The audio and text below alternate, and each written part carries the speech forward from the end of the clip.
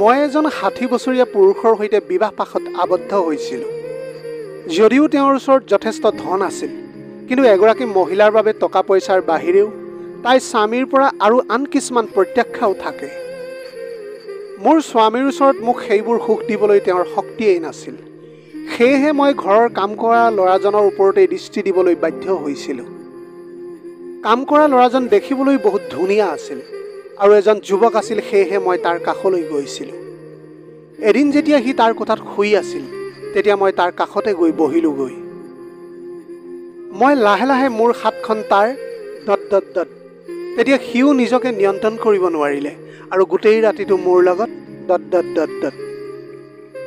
মোৰ নাম গীতা আৰু মই দেখিবলৈ বহুত ধুনীয়া আছিলোঁ। মোৰ বয়স 23 বছৰ আছিল আৰু মই এটা দৰিদ্ৰ পৰিয়ালত জন্মগ্ৰহণ কৰিছিলোঁ। মোৰ ঘৰটো এখন সৰু গাঁৱত আছিল, য'ত আমি 3জনী ভনীয়েকে আমাৰ পিতৃ মাতৃৰ সৈতে একেলগে বাস কৰিছিলোঁ। আমি বহুত দৰিদ্ৰ ঘৰৰ আছিলোঁ। ঘৰৰ আৰ্থিক অৱস্থা অতি শোচনীয় আছিল। মোৰ দেউতাই হাজিৰা কৰি কিছু টকা অৰ্জন কৰিছিল, যাৰ আধাখিনি টকা তেওঁ গোটেই মদ খাই পেলাইছিল, আৰু কেতিয়াবা কেতিয়াবা এনেকুৱা হৈছিল গোটেই টকাখিনিয়েই তেওঁ মদ খাই পেলাইছিল। এই বিষয়ে মোৰ মায়ে কিবা ক'লে মোৰ দেউতাই মাৰ লগত সদায় যুদ্ধ লাগিছিল। মোৰ মায়ে কৈছিল যে ঘৰত 3জনীকৈ কন্যা আছে, সিহঁতৰ ভৱিষ্যতৰ কথা চিন্তা কৰাৰ পৰিৱৰ্তে আপুনি সদায় মোৰ সৈতে কাজিয়া কৰে। এই কথা শুনি দেউতাই মাৰ লগত আৰু বেছিকৈ কাজিয়া কৰিছিল। মোৰ মায়ে তেওঁৰ এনে ব্যৱহাৰত বহুত বিৰক্ত হৈ পৰিছিল। যেতিয়া সেই দেউতাৰ টকাৰে আমাৰ ঘৰখন নচলিছিল, তেতিয়া মায়ে আন মানুহৰ ঘৰত কাম কৰিবলৈ আৰম্ভ কৰিছিল। মায়ে উপাৰ্জন কৰা টকাৰে ঘৰখন কোনোমতে চলিছিল, কিন্তু তাৰে নিজৰ ছোৱালীকেইজনীৰ বিয়া দিয়া সম্ভৱ নাছিল, কাৰণ আজিকালি যৌতুক অবিহনে বিয়া দিয়াটো সম্ভৱ নাছিল। মাক এনেদৰে অসন্তুষ্ট দেখি মই থাকিব নোৱাৰিলোঁ। সেয়েহে ময়ো আন মানুহৰ ঘৰত কাম কৰিবলৈ বাধ্য হৈ পৰিছিলোঁ। মোৰ মায়ে মোক সদায় কৈছিল, তুমি আন মানুহৰ ঘৰত কাম কৰিব নালাগে, কিন্তু ঘৰৰ অৱস্থা দেখি মই বহুত কান্দিছিলোঁ। দেউতাই প্ৰতি সন্ধিয়া মদ খাই ঘৰলৈ আহিছিল আৰু মাৰ সৈতে অনৰ্থক তৰ্ক কৰিছিল। মই মোৰ সকলো ভনীয়েকৰ ভিতৰতেই ডাঙৰ আৰু গাভৰু হৈছিলোঁ। সেইবাবেই মোৰ এই সকলোবোৰ ভাল লগা নাছিল।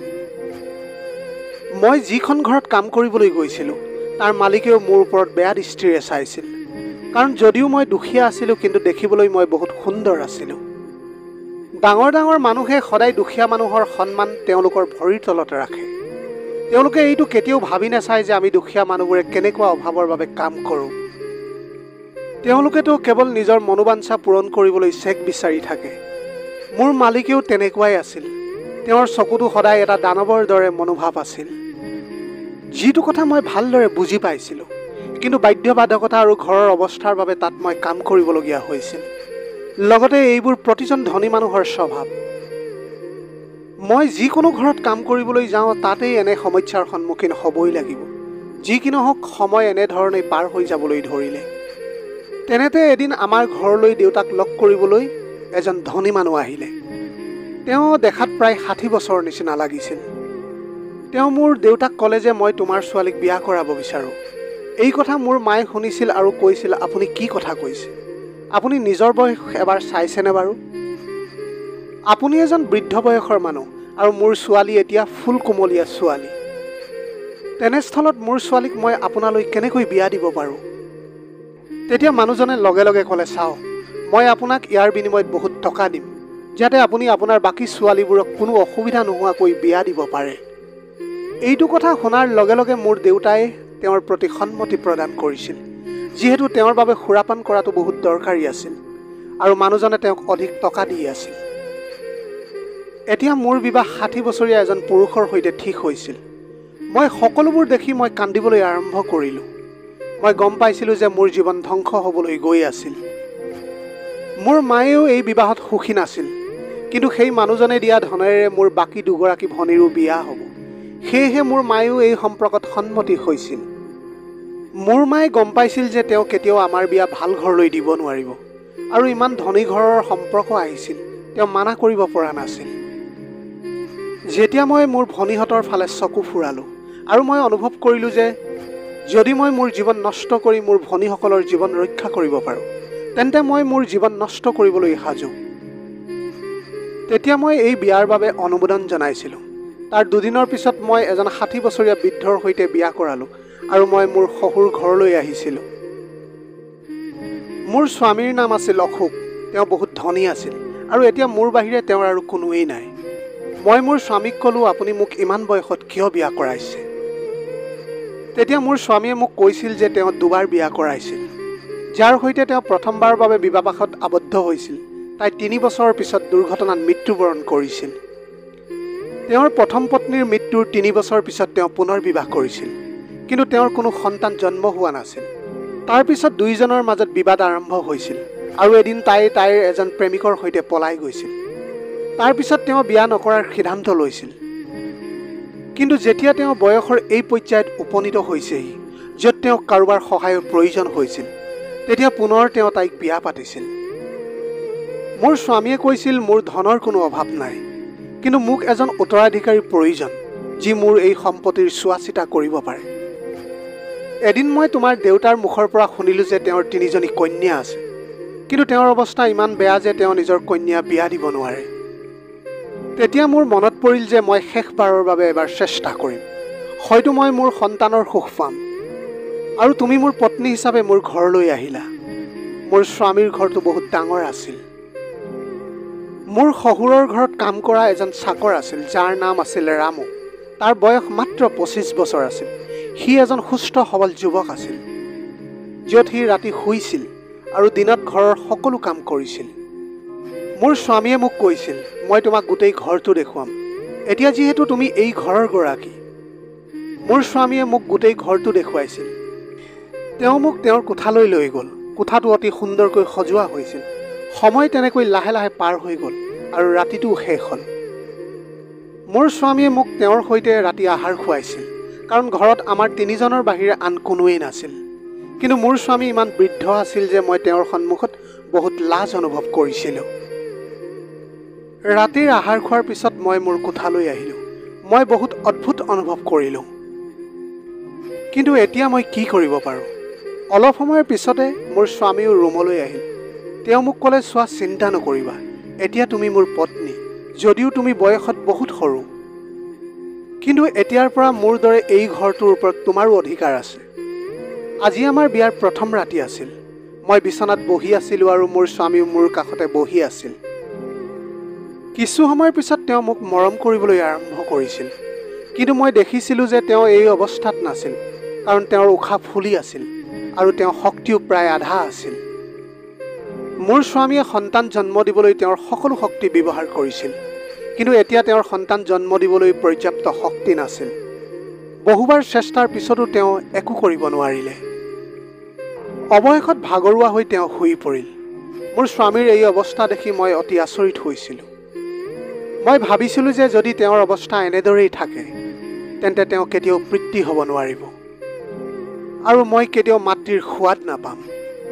এই সকলোবোৰৰ বাহিৰেও মই তেতিয়াও এগৰাকী গাভৰু আছিলোঁ। সেয়েহে মই মোৰ যৌৱনকাল যথেষ্ট উপভোগ কৰিব বিচাৰিছিলোঁ। কাৰণ যদি এগৰাকী মহিলাই বিবাহৰ পিছতো তেওঁৰ স্বামীৰ পৰা তেওঁৰ প্ৰাপ্য সুখ নাপায়, তেন্তে তেওঁৰ জীৱন মৰুভূমিৰ দৰে হৈ পৰিব, য'ত নেকি পানী নাথাকে অথবা কোনো জীৱৰ সৃষ্টি নহয়। মই কিবাকৈ মনত ধৈৰ্য ধৰি শুই পৰিলোঁ। তাৰ পিছত চকু খোলাৰ লগে লগে মই বিচনাৰ পৰা উঠি কোঠাৰ পৰা বাহিৰলৈ ওলাই আহিলোঁ। মই তেতিয়া দেখিছিলোঁ যে ৰামুৱে ঘৰটো পৰিষ্কাৰ কৰি আছিল। মই কিছু সময়ৰ পিছত ফ্ৰেছ হ'বলৈ বাথৰুমলৈ গৈছিলোঁ। মই তেওঁক অপেক্ষা কৰি পাকঘৰলৈ গৈ ৰাতিপুৱা আহাৰ বনাবলৈ আৰম্ভ কৰিছিলোঁ। ৰাতিপুৱা আহাৰ তৈয়াৰ কৰাৰ পিছত মই স্বামীক ক'বলৈ গ'লোঁ যে ৰাতিপুৱা আহাৰ সাজু হৈছে। তেতিয়া মোৰ স্বামীয়ে কৈছিল, টেবুলত ৰাখা, আমি একেলগে ৰাতিপুৱাৰ আহাৰ খাম। কিছু সময়ৰ পিছত ৰাতিপুৱা আহাৰ খোৱাৰ পিছত মই ঘৰত কিছু কাম কৰিবলৈ আৰম্ভ কৰিলোঁ। আজি ৰাতিও মই মোৰ স্বামীৰ সৈতে পুনৰ ৰুমত আছিলোঁ। তেওঁ আজিও প্ৰাণপণে চেষ্টা কৰিছিল, কিন্তু তথাপি বিফল হৈছিল। তেতিয়া মই তেওঁক ক'লোঁ, আপুনি এটা সন্তান বিচাৰে, কিন্তু আপুনি একো কৰিব পৰা নাই। তেনেহ'লে আপুনি উত্তৰাধিকাৰী কেনেকৈ পাব? মোৰ কথা শুনি তেওঁ মুখখন তলমুৱা কৰিলে। তেওঁ উপলব্ধি কৰিছিল যে এই বয়সত বিয়া কৰাই তেওঁ যথেষ্ট ভুল কৰিছে। তেওঁ নিজৰ লগতে মোৰো জীৱন ধ্বংস কৰিছিল। তেওঁ নাজানিছিল যে এই বয়সত তেওঁ এই সকলোবোৰ কৰিব নোৱাৰিব। কিছু সময়ৰ পিছত মই মোৰ স্বামীৰ ফালে চালোঁ। তেওঁ গভীৰ টোপনিত ঢলি পৰিছিল। মই এজনী গাভৰু আছিলোঁ আৰু মোৰ কিছুমান সপোনো আছিল, কিন্তু সেই সকলোবোৰ মোৰ বাবে এটা সপোন হৈ ৰৈ গৈছিল। সেই সময়ত মোৰ ভিতৰত যি ধৰণৰ আৱেগৰ সৃষ্টি হৈছিল, মই কোনোমতেই নিজকে শান্ত কৰিবলৈ সক্ষম হৈছিলোঁ।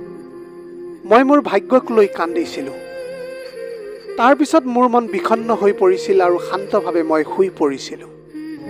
এনেদৰে বিবাহৰ 4 মাহ পাৰ হৈ গৈছিল, কিন্তু মই এতিয়াও মোৰ স্বামীৰ সুখৰ পৰা বঞ্চিত আছিলোঁ। মই মাত্ৰ বিচনাত ৰাতিটো পাৰ কৰিছিলোঁ। মই দৰিদ্ৰ আছিলোঁ সঁচা, কিন্তু মোৰো আন ছোৱালী আৰু মহিলাৰ দৰে সকলো ইচ্ছা আছিল।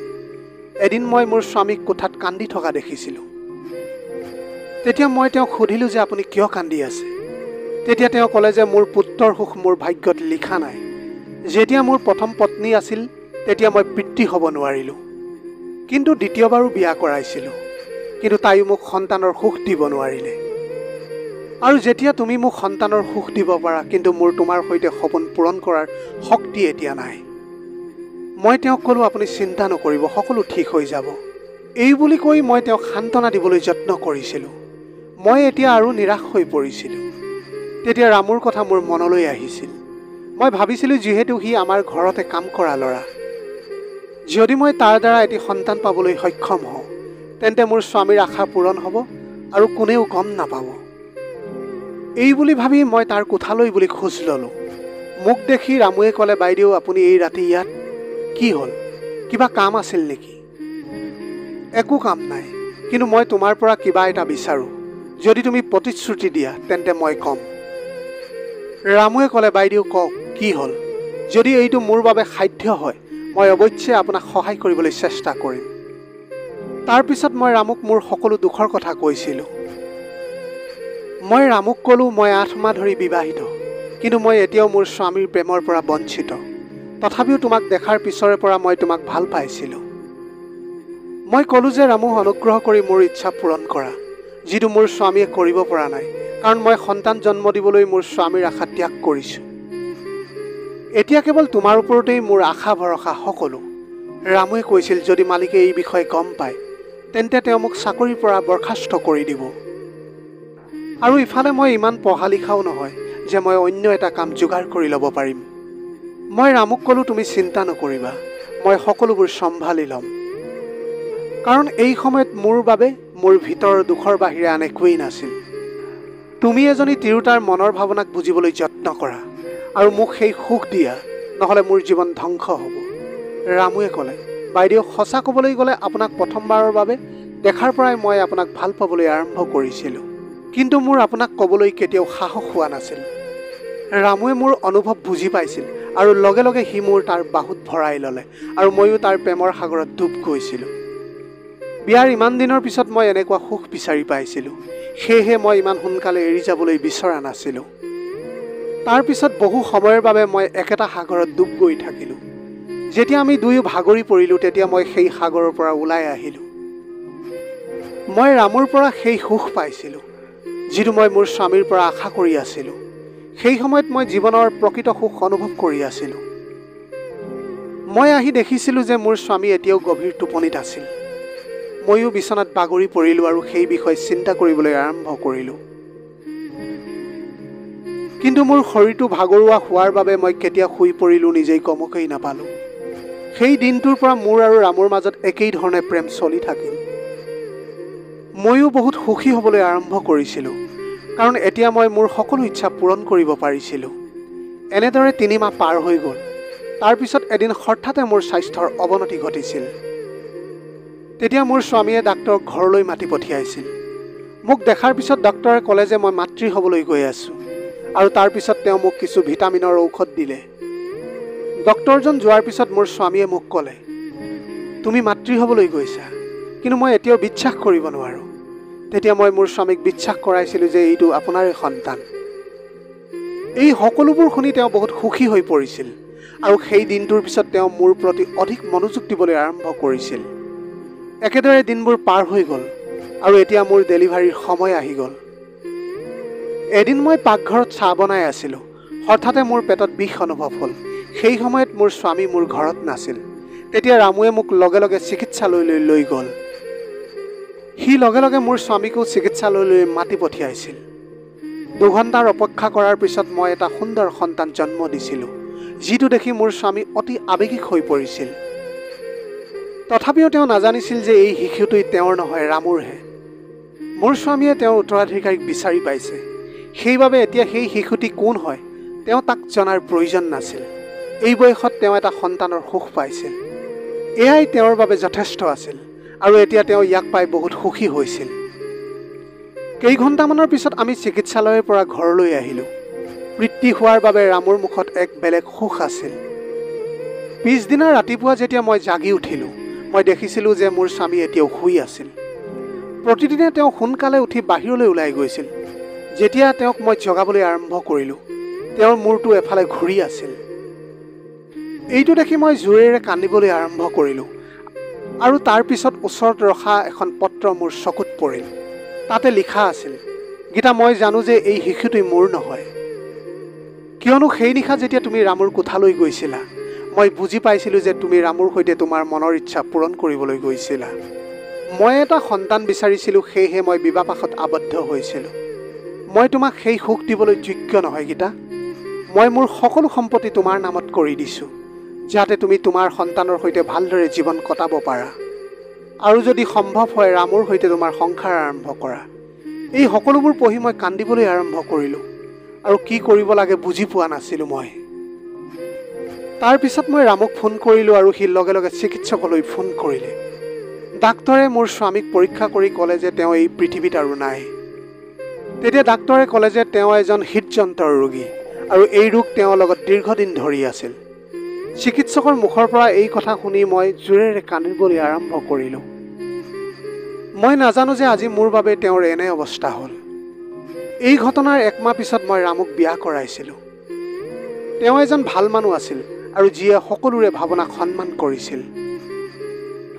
মই পুনৰ ৰামুৰ পত্নীৰ দৰে একে ঘৰত বাস কৰিবলৈ আৰম্ভ কৰিছিলোঁ। ৰামু জীৱনত বহুত সুখী আছিল, কাৰণ সি মোক বহুত ভাল পাই পেলাইছিল। এদিন মায়ে মোক কৈছিল, দেউতাই এতিয়া বেছি মদ্যপান নকৰে। এইটো শুনি মই অধিক সুখী হৈছিলোঁ।